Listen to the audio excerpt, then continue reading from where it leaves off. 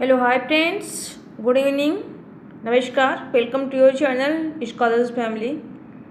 Friends, आज के अपने होम साइंस के टीजीटी, पीजीटी, एलटीगेट स्पेशल की इस क्लास में हम पढ़ेंगे food and nutrition. Food and nutrition का बहुत ही शानदार, बहुत ही इम्पोर्टेंट कुछ पॉइंट्स हम आपको देने जा रहे हैं।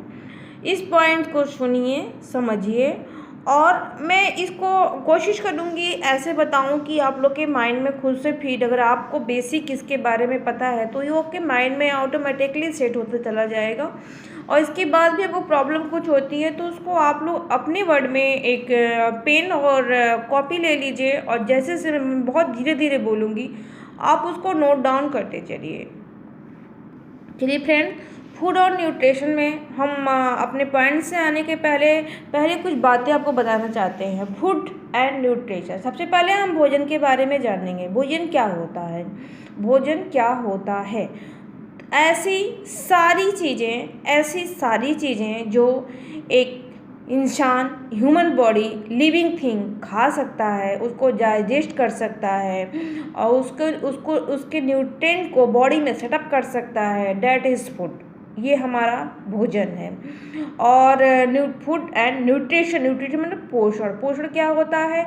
जब हमारे द्वारा, मनुष्य के द्वारा या लिविंग थिंग के द्वारा ग्रहण किया गया भोजन डाइजेस्ट होने के बाद, यानी उसका डाइजेस्ट मतलब पाचन होने के बाद, जब हमारे वो बॉडी के अकॉर्डिंग, बॉडी के फॉर्म में चेंज होकर, बॉडी के फॉर्म मतलब लिक्विड फॉर्म में चेंज होकर ब्लड के रूप में चेंज हो जाता है और हमारे शरीर की सभी आवश्यकताओं की पूर्ति कर लेता है, तो वो क्या होता है? That is nutrition. ओके, हम इतना जानें। अब हम कुछ पॉइंट्स पे डिस्कस करेंगे। अब इसमें हमने आज न्यूट्रिशन से एक बहुत ही इम्पोर्टेंट चैप्टर है कुकिंग मेथड्स। कुकिंग मतलब भोजन बनाने की विधियाँ। उसी इम्पोर्टेंट टॉपिक से ये टॉपिक वाइज हमने बनाया है नोट। ये topic wise TGT, PGT, LT grade, ऐसा है कि जो टॉपिक्स हैं बहुत सारे में कॉमन होते हैं, कुछ टॉपिक ज़्यादा कम होते हैं बट टॉपिक सेम होते हैं। उस टॉपिक पे जितना डिटेल स्टडी किया जाए वही इम्पोर्टेंट होता है। तो चलिए हम स्टार्ट करते हैं। सबसे पहले सब्जियों का राजा किसे कहते हैं? तो आलू। क्वेश्चन पूछ देगा, सब्जियों का राजा, ये आप लोगों को पता भी होगा। तो potato is king of vegetables. Next point, anthocyanin एक पिगमेंट होता है। ये नीला, बैगनी, काला, स्याह रंग देता है। अब क्वेश्चन कैसे पूछेगा कि सब्जियों में बैगन का रंग नीला और जो है बैगन का रंग नीला क्यों होता है? तो एंथोसाइनिन पिगमेंट के कारण।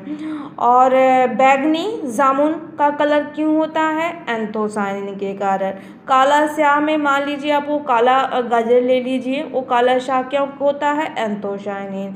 एंथोसाइनिन एक ऐसा पिगमेंट होता है जो वेजिटेबल्स को ब्लू, पर्पल और ब्लैक शाह मतलब कि ब्लैक कलर जो शाह टाइप पे होता है वो कलर एंथोसाइनिन देता है। This is a pigment. Next point, carotenoid क्या होता है? ये भी एक पिगमेंट होता है। इसके कारण जो वेजिटेबल्स फ्रूट्स में जो कलर्स होते हैं रेड, येलो और ऑरेंज, ये किसके कारण होते हैं? कैरोटीनॉइड के कारण। लाल रंग किसका? टमाटर में लाल रंग वो जो होता है लाइकोपीन के कारण भी होता है, लेकिन उसमें और वजह से गाजर लाल होता है, तो ये कैरोटीनॉइड के कारण होता है। पीला कौन सा? वो ऑरेंज होता है। और नारंगी ऑरेंज ही होता है। येलो में और भी बहुत सी वेजिटेबल, जैसे आम का जो है रंग येलो हो जाता है, तो ये येलो होता है। वो कैसे होता है? कैरोटीनॉइड। जो भी फ्रूट वेजिटेबल्स में रेड कलर, येलो कलर और नारंगी कलर वो होते हैं, उसका कारण एक पिगमेंट होता है। उस पिगमेंट का नाम होता है कैरोटीनॉइड।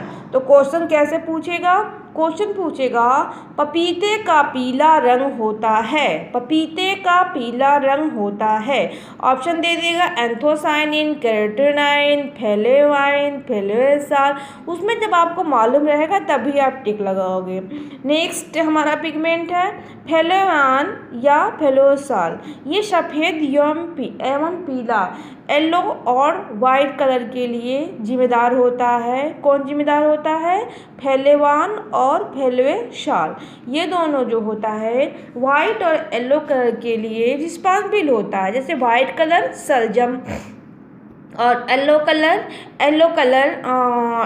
मैंने बताया। येलो के लिए ऐसा नहीं है कि जैसे कि एक कोई है तो एक ही वेजिटेबल के लिए विभिन्न प्रकार के पिगमेंट भी रिस्पॉन्सिबल होते हैं। जैसे पीले रंग के लिए फ्लेवान, फ्लेवोसाल, कैरोटीनॉइड सब जिम्मेदार होते हैं। तो ये कुछ पॉइंट्स हैं जो माइंड में रखनी पड़ेगी।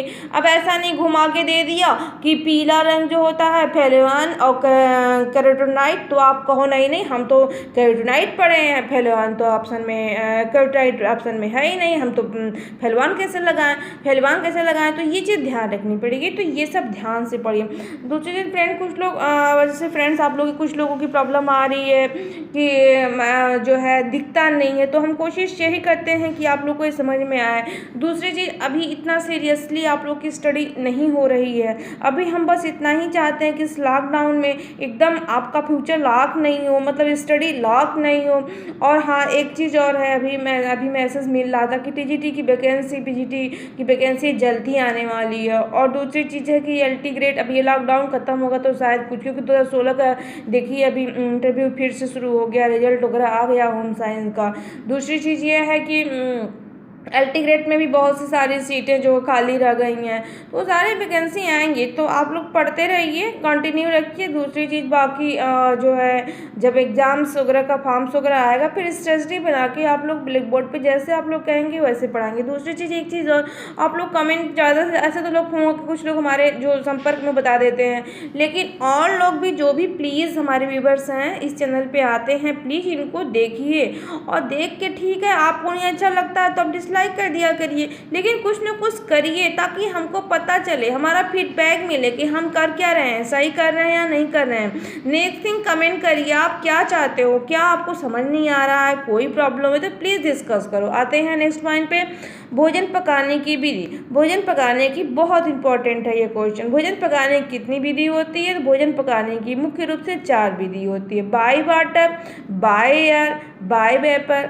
और बाय फैट। ये 4 चीज़ें होती हैं भोजन पकाने की। तो भोजन पकाने की कितनी विधियाँ होती हैं? मुख्य रूप से 4 विधि। कौन कौन सी होती हैं?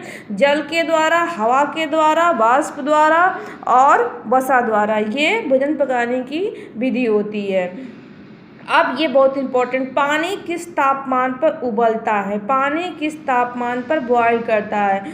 तो पानी 100 डिग्री सेल्सियस या 212 डिग्री फ़ारेनहाइट पे बॉयल्ड होता है। पानी किस तापमान पे उबलता है? 100 डिग्री सेल्सियस या 212 डिग्री फ़ारेनहाइट। और हाँ, मैंने उस वीडियो में क्वेश्चन भी पूछा था, तो कोई भी कमेंट नहीं करता है। प्लीज़ कमेंट देखिए, वीडियो अगर समझ में आता है तो प्लीज़ कमेंट किया करिए। हमने पूछा था कि बॉडी का टेम्परेचर कितना होता है सेल्सियस और फ़ारेनहाइट में, बताइए। तो इस चीज़ को आप लोग, आज मैं फिर से पूछ रही हूँ, उसको आप लोग इसको कमेंट में लिखिए, नहीं मालूम है तो ढूंढ के लिखिए, लेकिन लिखिए ज़रूर। नेक्स्ट पॉइंट पे आते हैं, जल द्वारा पकाना। अभी इसमें पढ़ा कि 4 मेथड्स होती हैं भोजन पकाने की। अब जल द्वारा पकाना, अब जल द्वारा पकाने में कितनी विधियाँ होती हैं इसको हम देखेंगे 3। कौन कौन सा? बॉइलिंग, सिमरिंग और कम ताप या कम पानी में उबालना, इसको क्या बोलते हैं? शीविंग। अब हम बताते हैं क्वेश्चन कैसे पूछता है। 3 मेथड जल द्वारा पकाना में, बॉइलिंग, सिमरिंग और स्टीमिंग। अब ये ध्यान दीजिएगा कि सिमरिंग का मतलब खदकना होता है, लेकिन ये वर्ड नहीं, यही वर्ड इंपॉर्टेंट है। अब एग्जाम में पूछ देगा कि सिमरिंग क्या होता है, उसमें 4 ऑप्शन दिया रहेगा, तो ऑप्शन आपको लगाना होगा जल द्वारा पकाना, ठीक है। उसमें क्या होता है?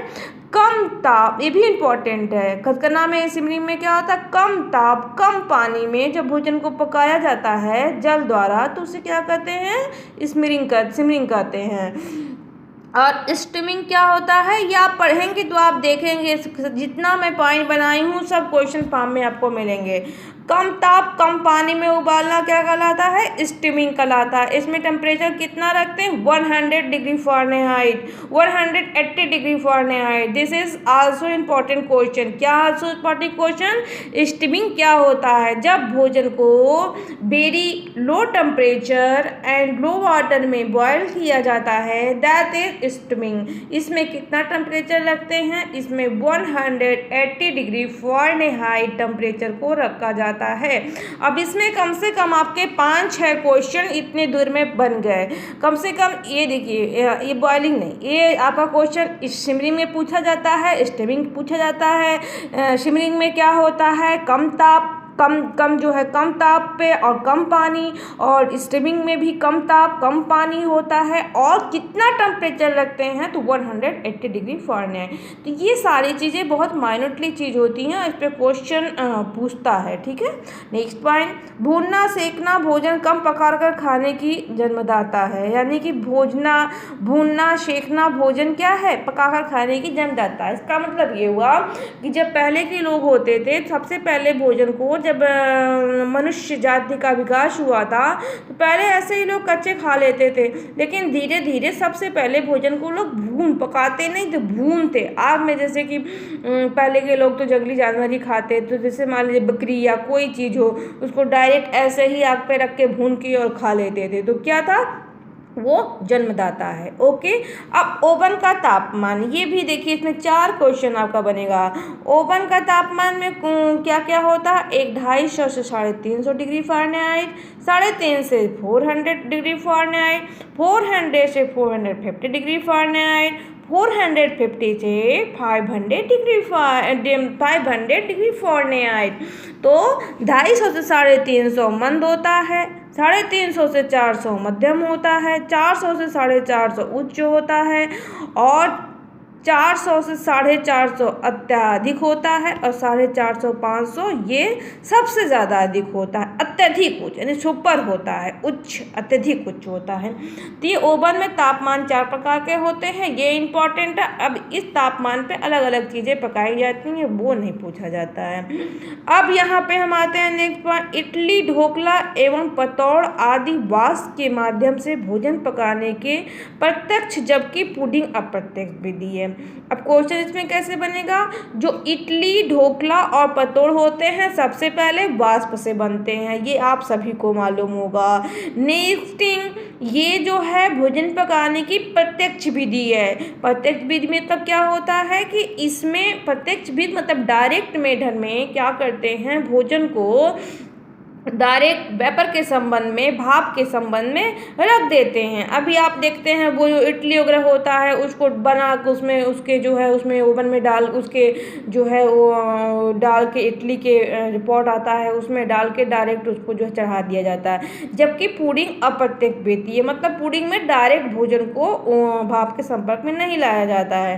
तो ये चीज़ है, इसमें ये इंपॉर्टेंट पूछ देगा कि इडली बनाने की जो है ये प्रत्यक्ष विधि है कि अप्रत्यक्ष। तो आपको याद रखना पड़ेगा, इडली ढोकला पतौड़ वाष्प के माध्यम से बनाया जाने वाला प्रत्यक्ष और पुडिंग अप्रत्यक्ष विधि है।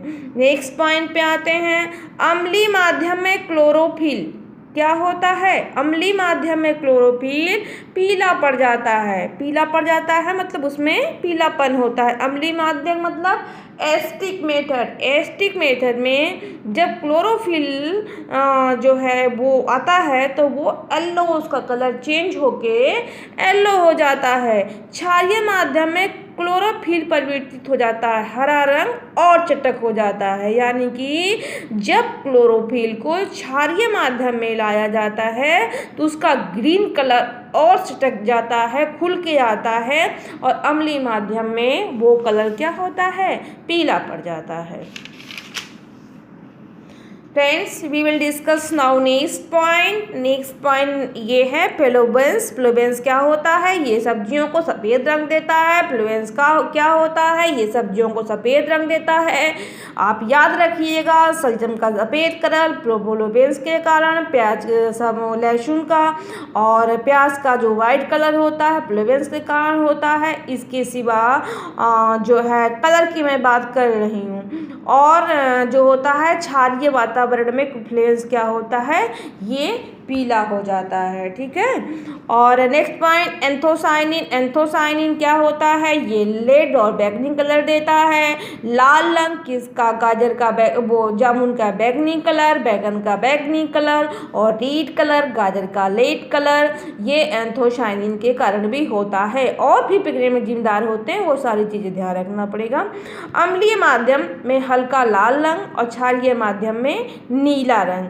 ये जो है अम्लीय माध्यम में क्या होता है? लाल रंग जो होता है वो हल्का हो जाता है और क्षारीय माध्यम में नीला रंग पर हो जाता है।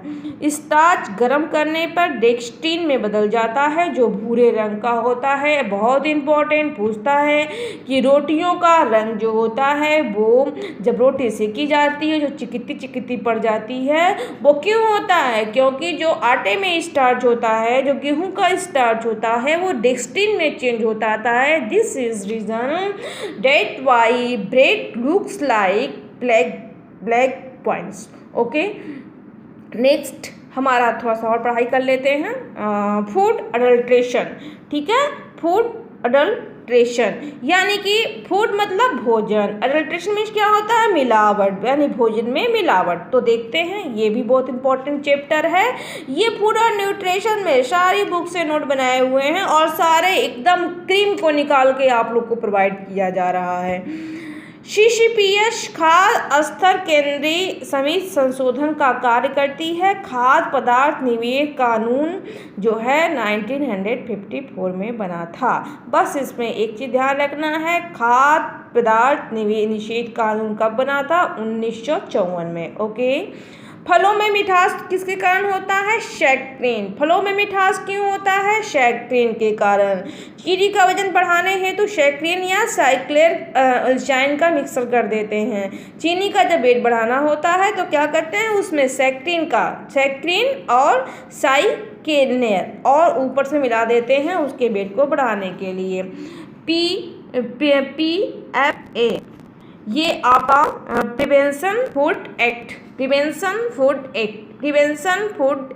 इसको ध्यान रखिएगा। इंग्लिश वर्जन ही ध्यान रखना है। प्रिवेंशन फूड एक्ट कब लागू हुआ था? 1954। और एक चीज़ ध्यान रखिएगा, इस चैप्टर से फूड अडल्ट्रेशन से और जो डेट है वो सारी डेटें और एक्सटेंशन के कुछ डेट मैं दोनों को एक साथ मिला के आप लोग को दूंगी, बिकॉज डेट से 2 क्वेश्चन तो पक्का आता है। अब यानी कि फूड प्रिवेंशन एक्ट कब लागू हुआ? 1954। फूड प्रिवेंशन एक्ट कब लागू हुआ? 1954।